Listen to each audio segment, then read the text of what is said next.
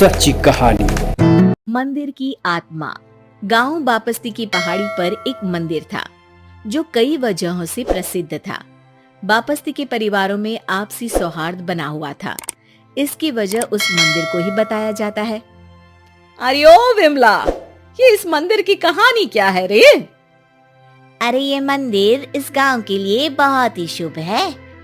अरे शुभ तो है, तो फिर भी लोग इस मंदिर से दूर क्यों रहते हैं? ये इतना वीरान क्यों रहता है?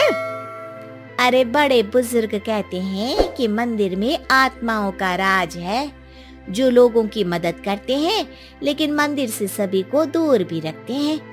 अरे ये कैसी आत्मा है जो लोगों की मदद भी करते हैं और लोगों को मंदिर से दूर भी रखते हैं?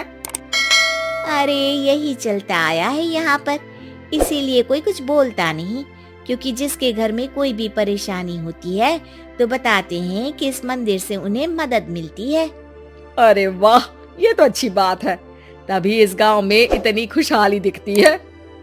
तभी बाहर किसी की चीखने चिल्लाने की आवाज आती है। दोनों बाहर निकलती हैं तो देखती हैं कि गांव के एक बुजुर्ग रो रहे हैं, क्योंकि शहर से उन्हें कोई बुरी खबर मिली है। अरे क्या हुआ चच्चा, रो क्यों रहे हो आप? हाँ चाचा, बताओ ना, हुआ क्या? अरे क्या बताऊं बेटे, मेरा बेटा शहर गया हुआ था कमाने, लेकिन आज खबर मिली है कि उसका एक्सीडेंट हो गया। वो अस्पताल में भर्ती है। अरे तो इसमें परेशान होने की क्या बात है चाचा, जाओ शहर और बेटे का इलाज करवाओ। हाँ चाचा, विमला सही कह रही है, आप शहर जाओ और इलाज करवाओ। अरे कैसे इलाज करवाऊं, अभी पैसे नहीं है और शहर के अस्पतालों में इलाज का खर्चा लाखों में आता है। अरे चाचा, भगवान पर भरोसा रखो, कहीं ना कहीं से मदद जरूर मिल जाएगी। बस आज का दिन कैसे भी काट लो। अरे अब तो बेटा थोड़ा समय काटना भी मुश्किल होता जा रहा है। देख कमला, तू ही समझा चाचा को। अरे पैसों का कहीं ना कहीं से इंतजाम तो जरूर हो जाएगा। अरे चच्चा, जब विमला कह रही है तो थोड़ा उस पर भी भरोसा रखो। चलो आपको घर छोड़कर आ जाती हूँ। उसके बाद कमला उन बुजुर्ग को लेकर चली जाती है और विमला मंदिर की ओर चली जाती है। विमला मंदिर की सीढ़ियों पर चढ़ते हुए दूर से नजर आती है। उसके बाद वो आंखों से ओझल हो जाती है। उसी रात उस बुजुर्ग के घर के बाहर एक थैला रखा हुआ मिला। बुजुर्ग उस थैले को देखते ही चौंक पड़ा, क्योंकि उसमें 5 लाख रुपए रखे हुए थे। वो बुजुर्ग सुबह दौड़ा दौड़ा गांव के दूसरे बुजुर्गों के पास गया। अरे मंगल भाई सुनो, मेरे घर के बाहर ये पैसों से भरा बैग रखा हुआ मिला है। अरे किसका है ये भाई? अरे भैया, मुझे क्या पता। तभी उधर से कमला और विमला निकलती हैं। अरे बेटा सुन तो, देख ये क्या रखा हुआ था मेरे घर के सामने। कमला और विमला हैरानी से देखती हैं। अरे वाह, देख विमला, तूने कहा था ना कि कोई ना कोई मदद जरूर करेगा।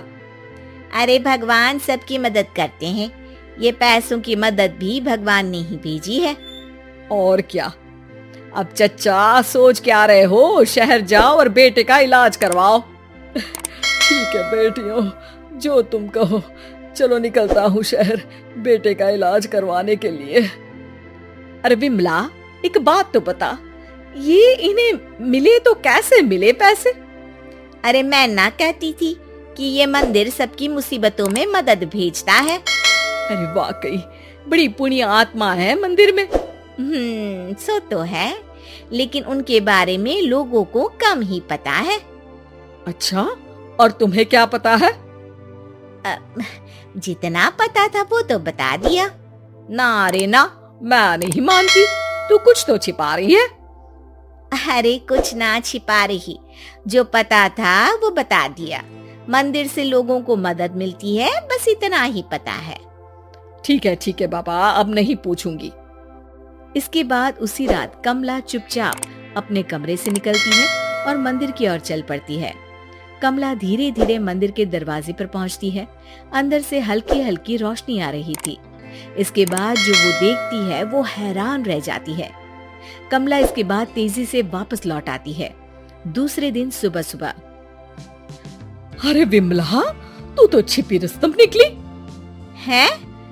ऐसा क्या छिपा लिया मैंने? अरे तूने तो भनक ही नहीं लगने दी और चाचा की मदद भी कर दी। हैं? ये क्या कह रही हो? ऐसा कैसे कह सकती हो तुम? मैंने कोई मदद वदद नहीं की। अरे सब पता है मुझे, कल रात मैं गई थी मंदिर। तो क्या देखा? अरे तुम्हारा पति और कुछ लोग वहां दिखे। बोरियों में नोट भरे हुए थे और सभी नोट गिनने में लगे हुए थे। तो तुम्हें क्या लगा? वो क्या कर रहे थे?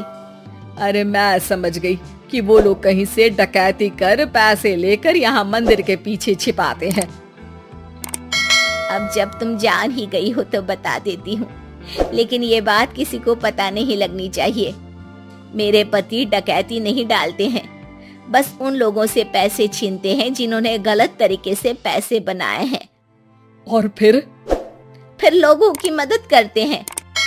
यही है वो पुण्य आत्माएं जो लोगों को मदद पहुंचाती है। अब समझी? हाँ, अब समझी उन पुण्य आत्माओं का चक्कर। सही है। करते रहो मदद, लेकिन सावधानी से, मेरी तरह कोई और ना पहुंच जाए। सच्ची कहानी।